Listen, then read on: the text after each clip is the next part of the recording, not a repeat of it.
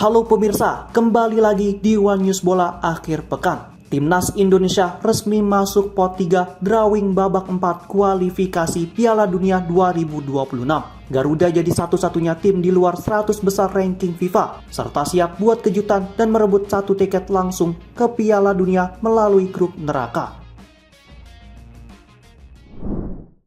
Informasi lainnya pemirsa, Real Madrid dikabarkan telah mencapai kesepakatan dengan FIFA untuk menjadikan Stadion Santiago Bernabeu sebagai venue final Piala Dunia 2030.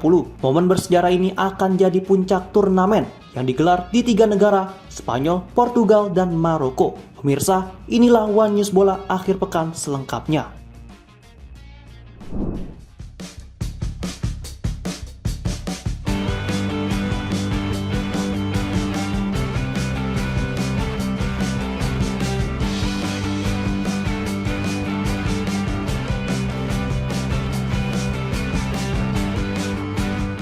Timnas Indonesia resmi masuk ke dalam pot 3 atau kelompok unggulan ketiga dalam drawing babak keempat kualifikasi Piala Dunia 2026 zona Asia. Drawing ini akan digelar di Kuala Lumpur, Malaysia pada Rabu 17 Juli 2025 mendatang. Konfederasi Sepak Bola Asia atau AFC dalam pernyataan resminya Jumat 11 Juli 2025 menyebut bahwa dua tuan rumah babak keempat yakni Qatar dan Arab Saudi menempati pot 1 sebagai unggulan utama. Kedua negara ini memiliki peringkat FIFA tertinggi di antara peserta grup ini yakni Qatar di posisi ke-53 dunia dan Arab Saudi di peringkat 58. Sementara itu Irak peringkat 59 dunia dan Uni Emirat Arab peringkat 66 mengisi pot 2. Sedangkan Indonesia tergabung di pot 3 bersama Oman yang kini berada di posisi ke-79 FIFA. Indonesia menjadi satu-satunya negara di babak keempat yang menempati peringkat di luar 100 besar FIFA, yakni di urutan ke-118.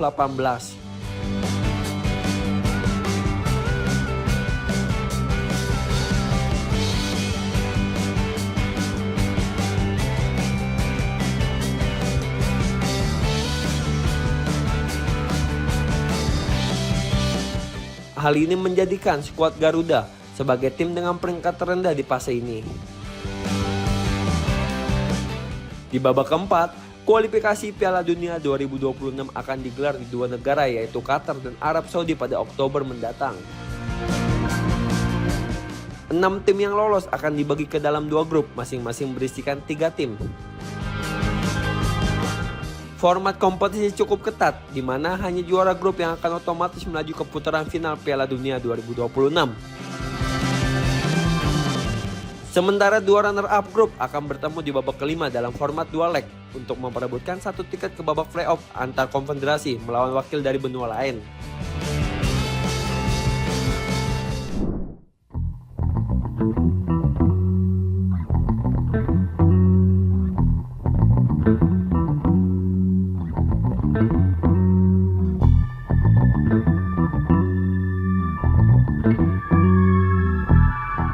Pelatih Timnas Indonesia U23, Gerald Van den Broek disebut mencoret 3 pemain dari skuad Garuda Muda untuk Piala AFF U23 2025 yang akan digelar di Indonesia mulai 15 Juli mendatang. Timnas U23 sendiri telah memulai pemusatan latihan sejak Juni lalu sebagai bagian dari persiapan turnamen.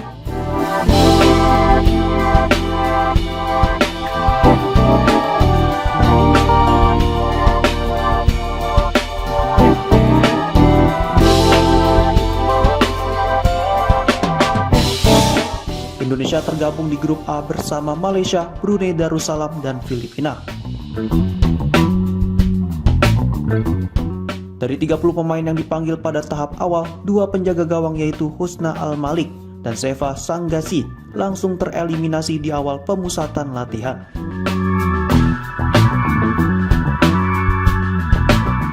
Selanjutnya, Van den Broek kembali mencoret 3 nama di antaranya Frankie Bisa, Ahmad Wadil, dan Rahmat Syawal.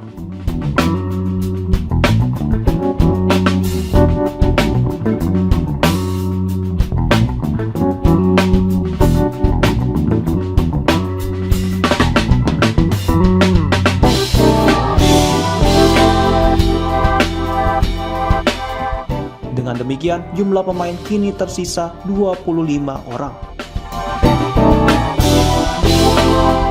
Namun sesuai regulasi turnamen, hanya 23 pemain yang dapat didaftarkan.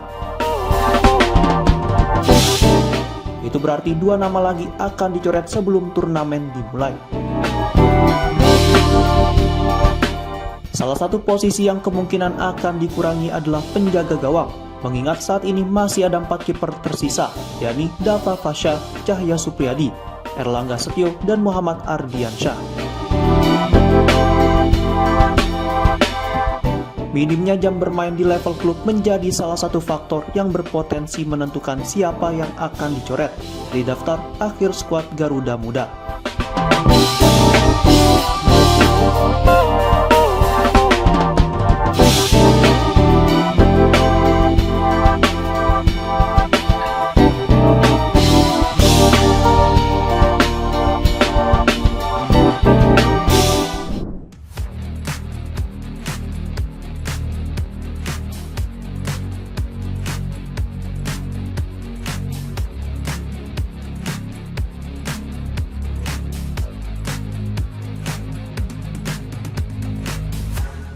Persib Bandung mulai menjalani persiapan serius menjelang bergulirnya kompetisi Super League 2025 yang akan dimulai pada 8 Agustus mendatang.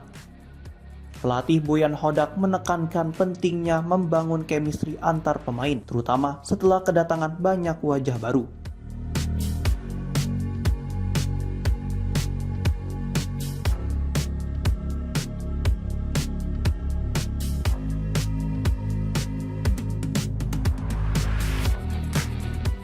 Ditemui di lapangan pendamping Stadion Gelora Bandung Lautan Api, Hodak mengakui bahwa kekompakan tim belum terbentuk sepenuhnya karena skuadnya mengalami perombakan besar.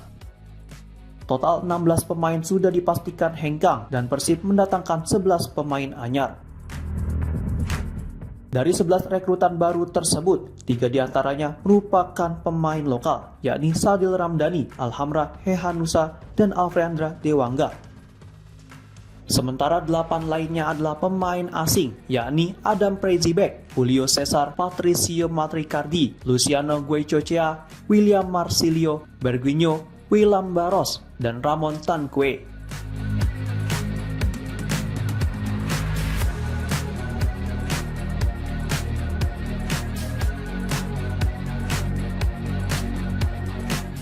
Untuk mempercepat proses adaptasi, pelatih asal Kroasia itu memutuskan membawa tim menjalani pemusatan latihan atau TC di Thailand. Dirinya berharap suasana intensif selama TC dapat memperkuat kerja sama tim. Selain latihan intensif, Boyan juga berencana menggelar 3 laga uji coba selama TC tersebut. Menurutnya, pertandingan uji coba sangat penting agar para pemain bisa lebih memahami permainan satu sama lain. Meski demikian, hingga kini pihaknya masih menjalin komunikasi untuk menentukan lawan tanding yang akan dihadapi selama di Thailand.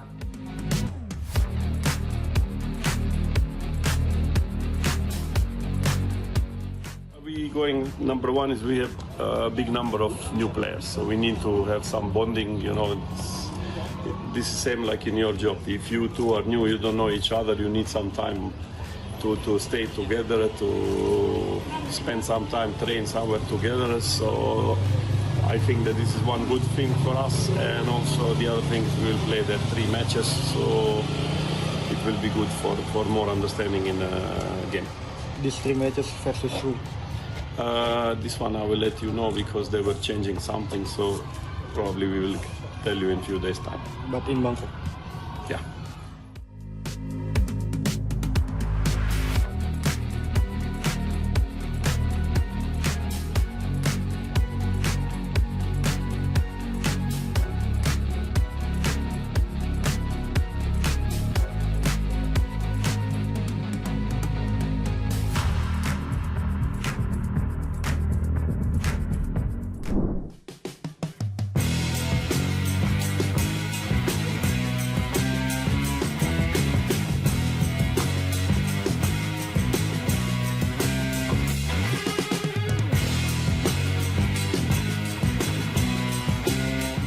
Bek tangguh timnas Indonesia Justin Hubner akhirnya buka suara soal masa depannya usai dikaitkan dengan sejumlah klub Liga Indonesia.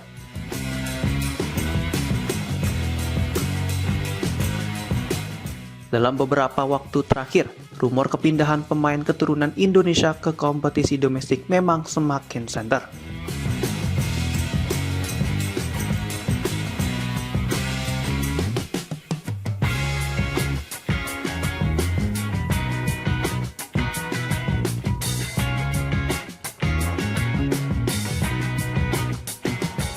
Setelah Jordi Amat resmi bergabung dengan Persija Jakarta dan Rafael Struijk disebut-sebut akan merapat ke Dewa United, nama Justin Hubner juga sempat dikaitkan dengan Bali United.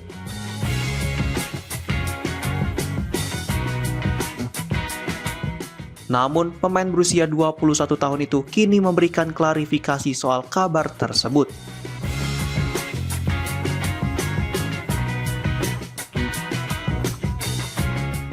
Menurutnya, fokus utama saat ini adalah tetap melanjutkan karir di Eropa, terutama setelah kontraknya tidak diperpanjang oleh Wolverhampton Wanderers U21.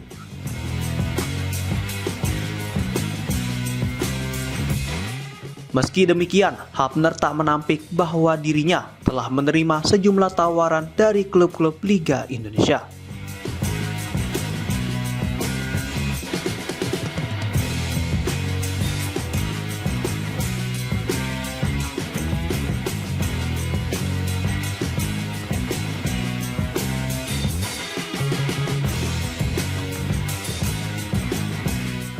Dirinya pun menyampaikan apresiasi atas minat tersebut. Namun untuk saat ini prioritasnya adalah bertahan di Eropa dan mencari tantangan baru di benua biru.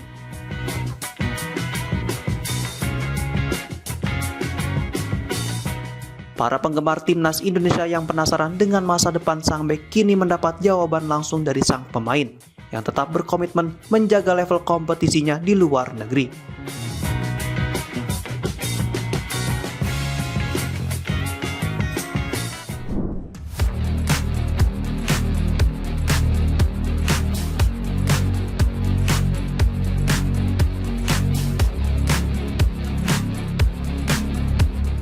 Theo Hernandez resmi bergabung dengan klub raksasa Arab Saudi Al Hilal dengan kontrak berdurasi 3 tahun. Kepindahan bek asal Prancis itu diumumkan secara resmi pada Kamis 10 Juli 2025.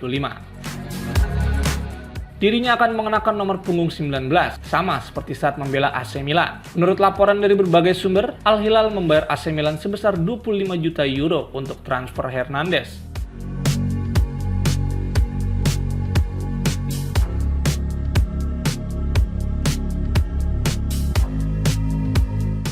Sementara itu, sang pemain dikabarkan akan menerima gaji fantastis sebesar 20 juta euro per musim atau sekitar 378 miliar rupiah.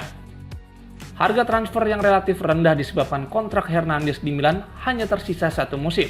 AC Milan disebut enggan memenuhi permintaan kenaikan gaji signifikan, sehingga memilih menjualnya pada musim panas ini menjadi solusi terbaik. Selama 6 musim berseragam rossoneri, Hernandez mencatatkan 262 penampilan, mencetak 34 gol dan 45 assist. Dirinya turut berperan dalam keberhasilan Milan menjuarai Serie A pada 2022 dan Piala Super Italia pada awal 2025.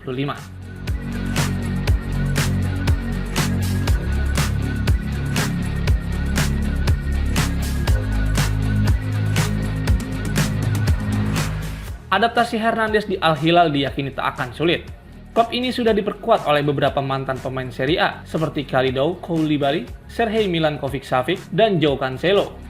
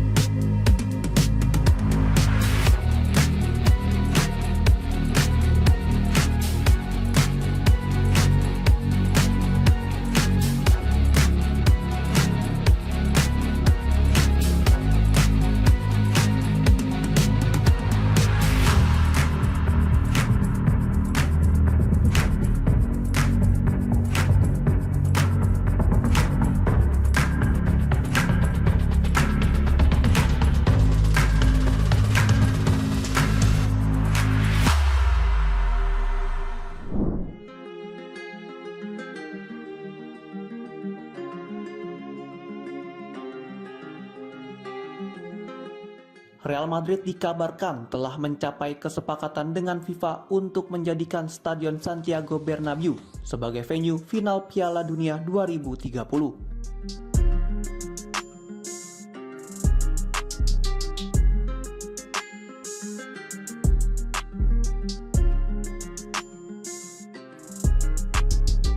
Informasi ini diungkapkan oleh media Spanyol Marca yang menyebutkan bahwa meski belum diumumkan secara resmi, sumber internal telah mengonfirmasi bahwa keputusan tersebut hampir final.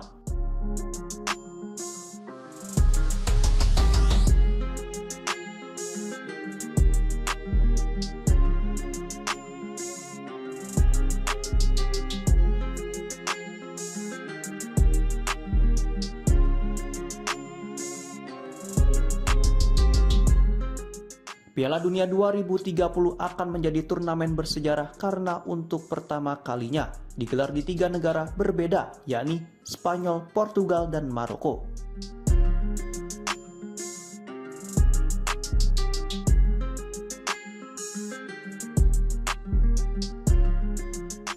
Di wilayah Spanyol, beberapa kota besar seperti A Coruña, Barcelona, Bilbao, Las Palmas, Madrid, Malaga, San Sebastian, Sevilla, dan Zaragoza telah ditunjuk sebagai tuan rumah untuk fase pertandingan tertentu.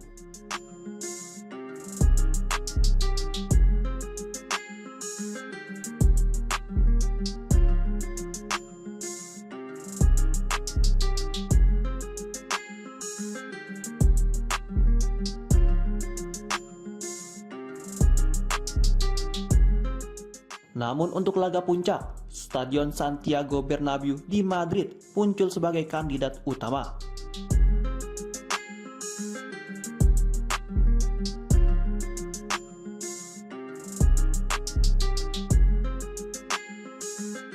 Hubungan erat antara Real Madrid dan FIFA yang telah terjalin selama bertahun-tahun disebut menjadi salah satu faktor utama di balik keputusan ini.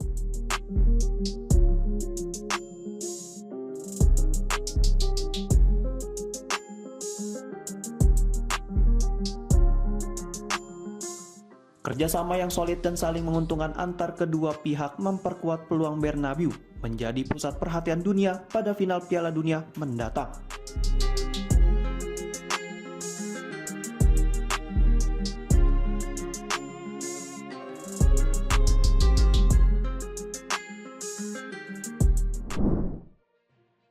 Demikian informasi yang dapat kami sampaikan pemirsa. Terima kasih telah bergabung bersama kami. Sampai jumpa di One News Bola akhir pekan berikutnya. Setiap pukul 9:30 malam hanya di kanal YouTube TV One News.com.